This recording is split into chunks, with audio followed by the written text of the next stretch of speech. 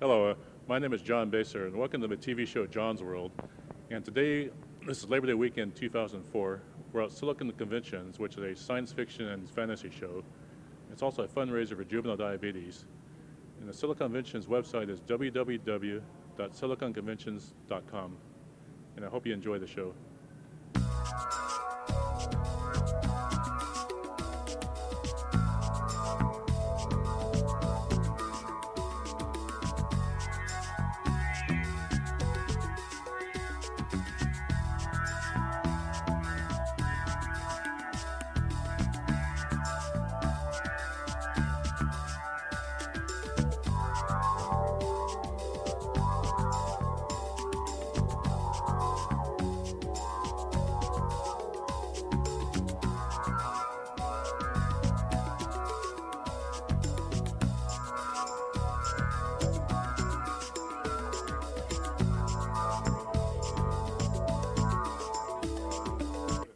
I'm at the Siliconventions dealer room talking to Mike and Shelley.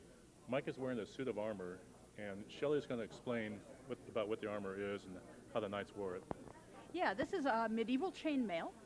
It was made in the medieval times, generally from just past the Roman era up through the time they started bringing in the plate, the heavy plate that you guys used to see. It was mainly used to prevent against slashing weapons or and thin things. Basically, a very thin knife could get through, but a sword would have a very hard time penetrating. This particular suit was made by a friend of ours. It was made out of galvanized wire, wound off. He cut each link separately, then sat and wove it all together. It's sort of like knitting. It's time-consuming, but not difficult. And it's edged in copper. The suit took about 4 to 6 months of work to make, and it probably weighs, what did you say, about 40, 45 pounds? Yeah, between 40 and 60. And it goes almost down to the knees. It's got a slit here so you can move your legs easily.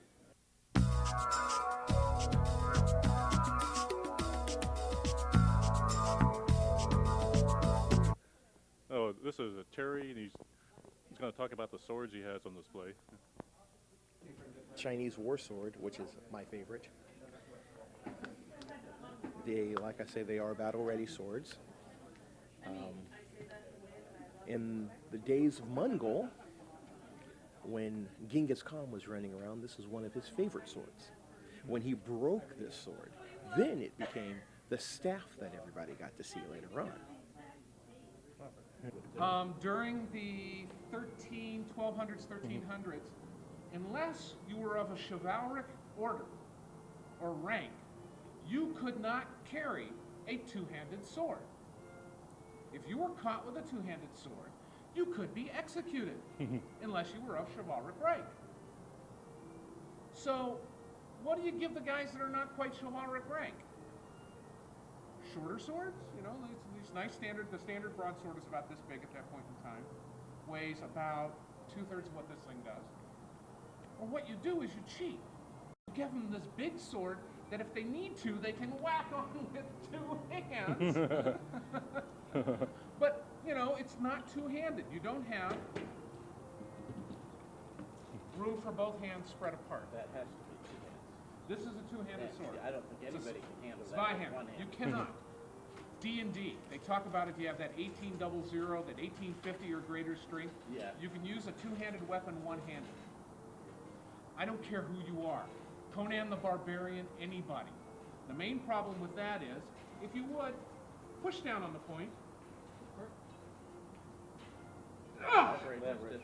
You saw how little he used and how much I was straining. And you're probably stronger than he is. Do again, push down on the point.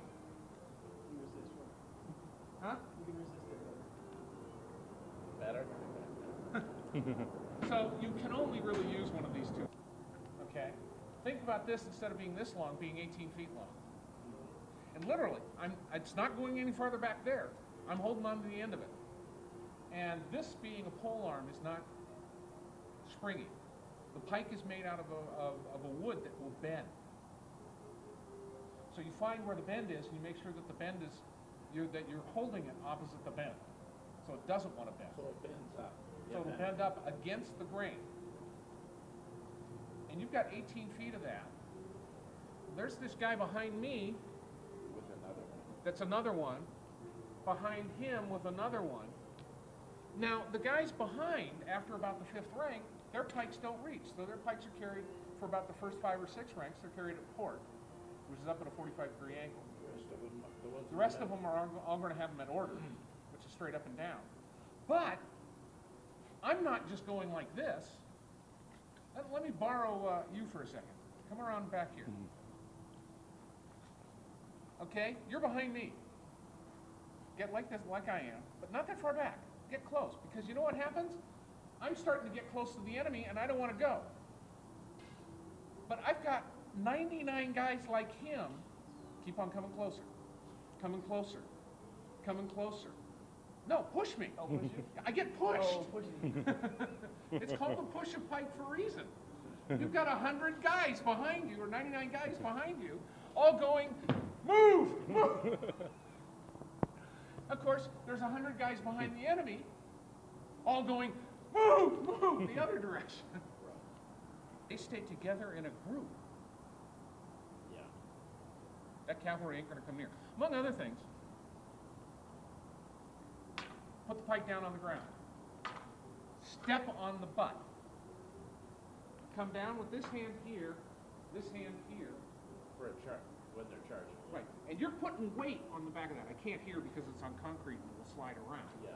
But you're putting weight on that thing. Even if they hit arm. And the point, note that this is the angle here. If I were holding a pike, I'd be down about there. You want the point chest high on a man. Right. Because chest high on a man is chest high on a horse. And horses aren't stupid. They see a bunch of sharp, pointy objects. They don't want to go. They don't want to go there. Then we add the latest invention onto the battlefield, the matchlock arquebus. And now you have to have armor which is good against bashing. Oh, we forgot the pikes. The pikes also, you have to have armor that's fluted and stuff for the pikes so that the stuff will slip off, which creates little ridges, which if I hit you on the top of the ridge with a piercing arrow, will tend to go straight through because that's a weakened spot in the armor. But now you have to have that, your armor, stopping something coming out of this thing at a few hundred feet per second with that much weight and that much impact.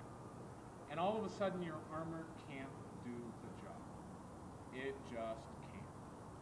You can't build truly effective armor that will stop everything. This guy's a fun little thing, matchlock arquebus. Reverse angle? Okay.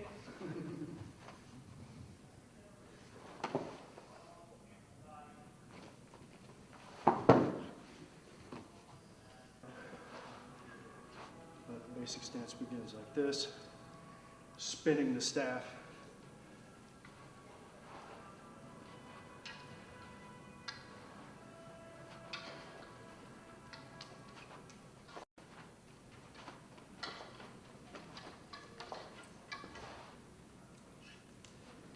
Basic kata. To the strides first. Yeah, so some of the basic strides might be a little loud. So the first one is jab. It's a sweep, it's actually to the ankle. So you notice different from a lot of other styles that use a bow staff, these tend to set up the end. That gives us more distance. Also we use the power from the strike comes from the twisting motion through our body. So if you notice, most people when they fight, they tend to go like this at the very most. If I want to strike him, I have to be this close. But if I slide out, I use the end of the stick, I get that much more distance. So the other basics, some of the other basics, some of the warm-ups is a double strike. And so this is using connection. It's wrist to temple, ankle to temple.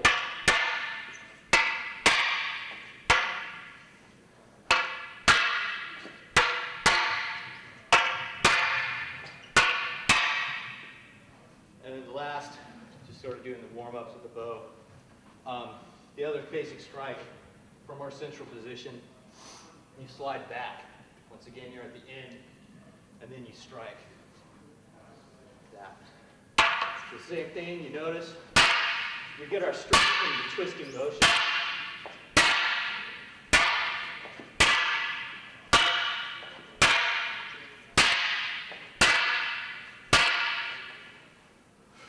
But when it really gets fun, my personal favorite weapon, call it a Koketsuko shogi. So although this is a piece of wood and a piece of styrofoam at the end of the ring, this is actually a dagger, and this is actually a heavy-weighted metal ring. If you don't want to use that, you don't want to hurt anybody. But this is, they use this quite a bit. This can be a grappling hook. I can throw it up and climb up this, but mainly we like to use this as a weapon, and it's a spinning weapon. So we do a lot of practicing. And forgive me, this is a pretty dynamic weapon, so and this is one of the things that we do is practice with this.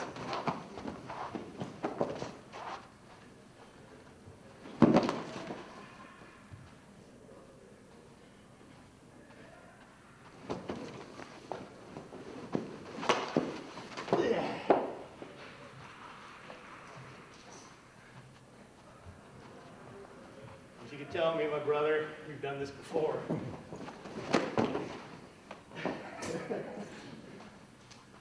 But this, when we work on it, you got to remember this could be anything, any kind of line, extension cord, a cord with your keys on the end of it.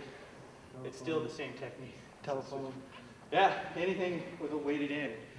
And we actually play around. We take our belts and put a knot at the end of it and play around with that. But anything with it. But mainly,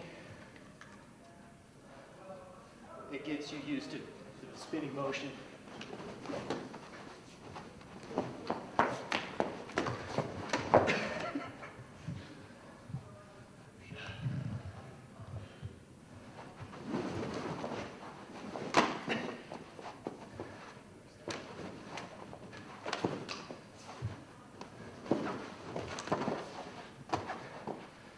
What else is funny is normally we're used to fighting in a room that has a very short ceiling, which is very limiting to this weapon. This is sort of fun that we normally, with this, you stand here. One of the favorite strikes with this is overhead. He comes up.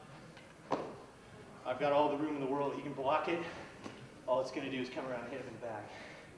That's why we like nice open spaces with this.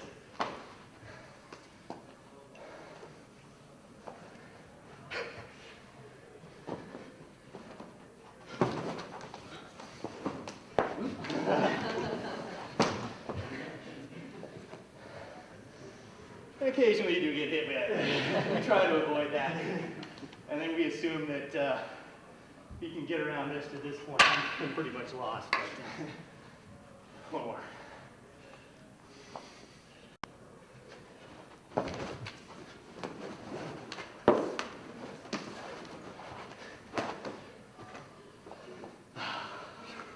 That's enough. Very good. Can you steer them, or?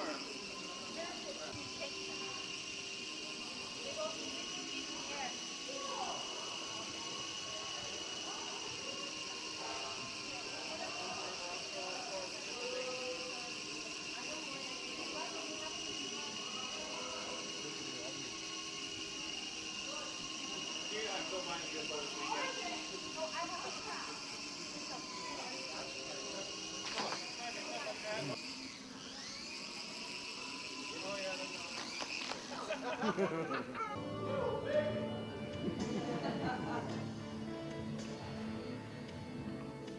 are afraid of the dark. I suggest you stay out of my way.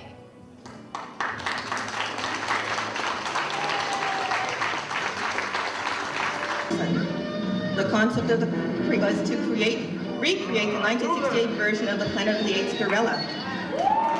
Construction of the costume, mask and head were crafted for him, and also the vest is handmade from vinyl, which was done by Karen Katush.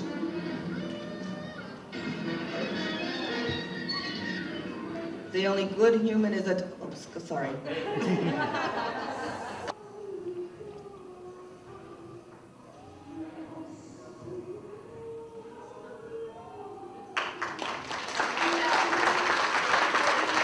Princess Greystone, presented by Princess Dawn. The concept of the costume is pink taffeta dress, pink crown, clear shoes.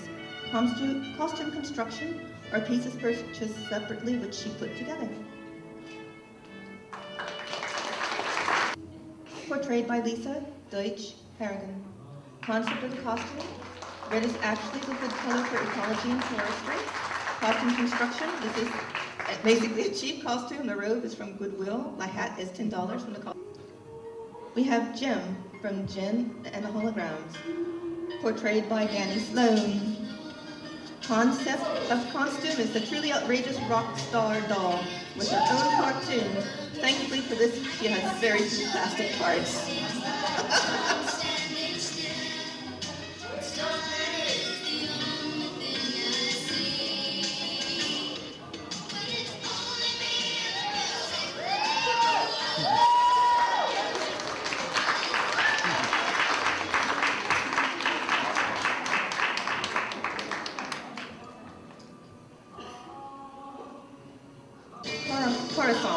Concept, Jetty dressed as Beck celebrating the 40th anniversary of the Becks coming to the USA. Construction of costume, Beatles wig, homemade costumes by Kathy Pillsbury and Van Nuys.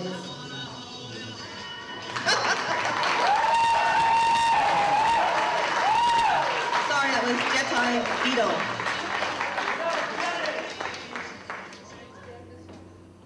Katara Kardas, portrayed by Karen Katish. Pronounced cottage, sorry.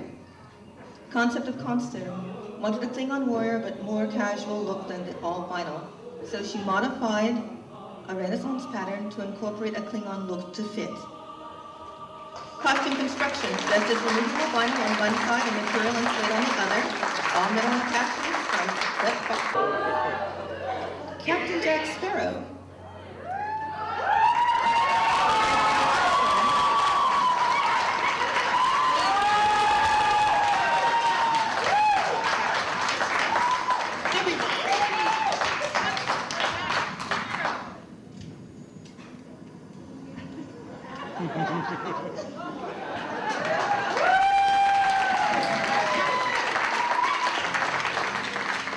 Our last entry, portrayed by Mike Martinez.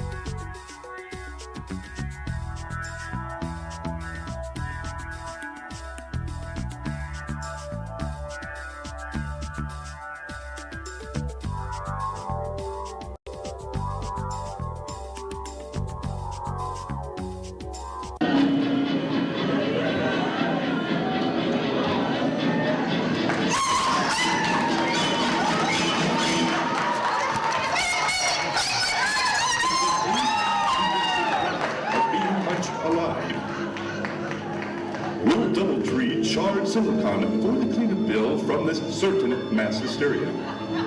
Can anyone guess save the con?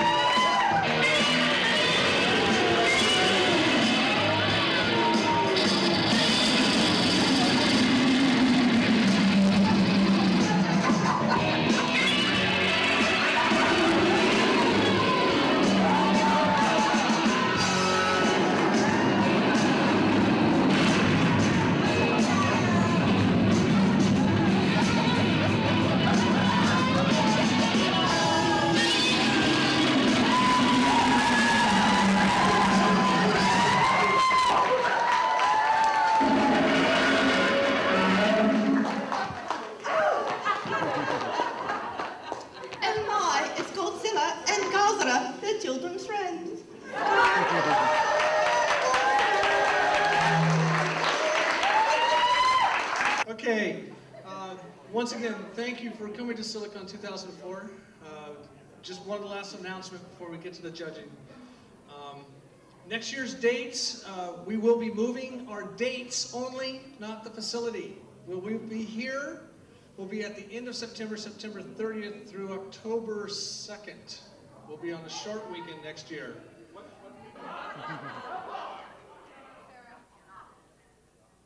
Core. Like Martinez.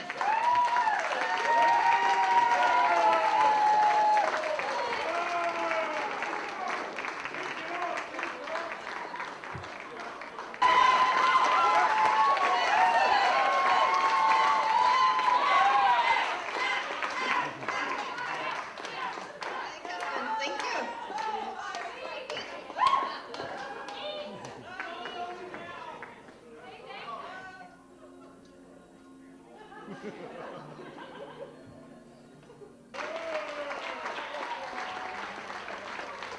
And they are fashioning your prize as we speak. Princess Grace and Princess Clara.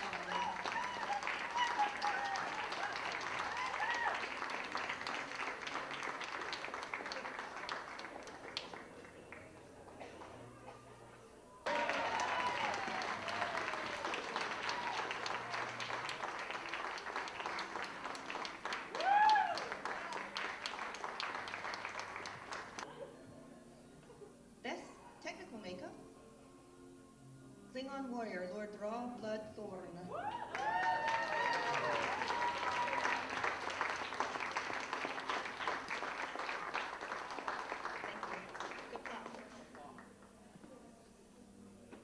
For this, and he put them together, and actually, it's actually very awesome. It's the gentleman Mitchell Johnson, Gorilla Guard, Planet of the Apes.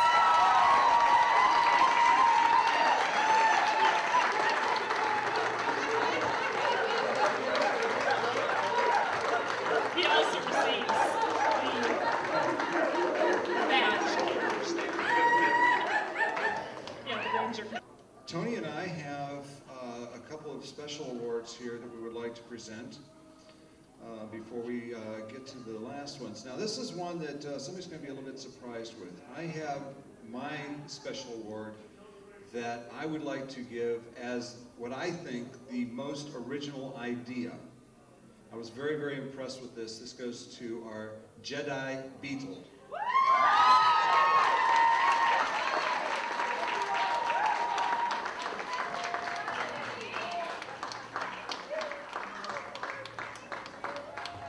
And what we have special is it's very appropriate for me.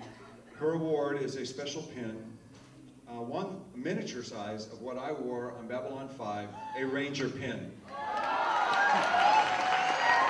Congratulations. For Best in Show, for presentation, for costuming, for makeup, for that incredible wig. I love it. And those flashing ear lights that match Bill's when he's wearing his. Later tonight I'll be wearing mine. The incredible hologram, the dancing doll. Absolutely no thanks. She not only receives the blue ribbon, the magic purse, but she'll take it anyway. And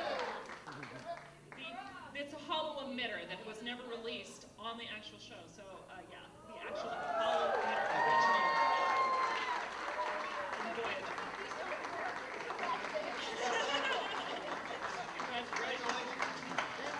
Now, everyone who was in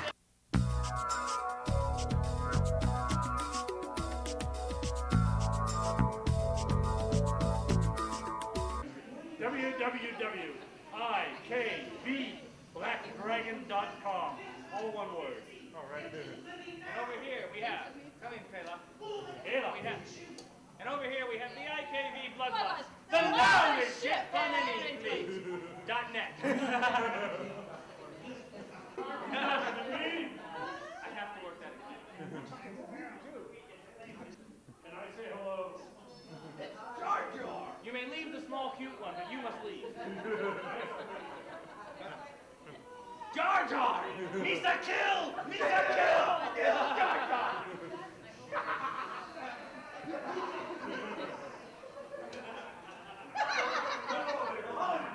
Stop. Picture of the humans. Stop being so marine.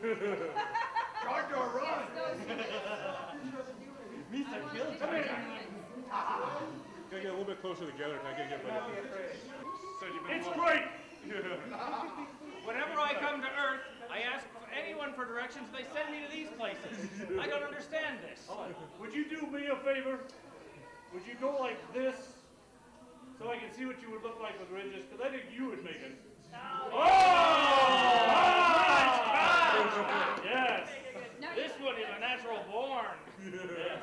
You will come to the bar tonight and get drunk. Do you have an email? So will I. And I am human.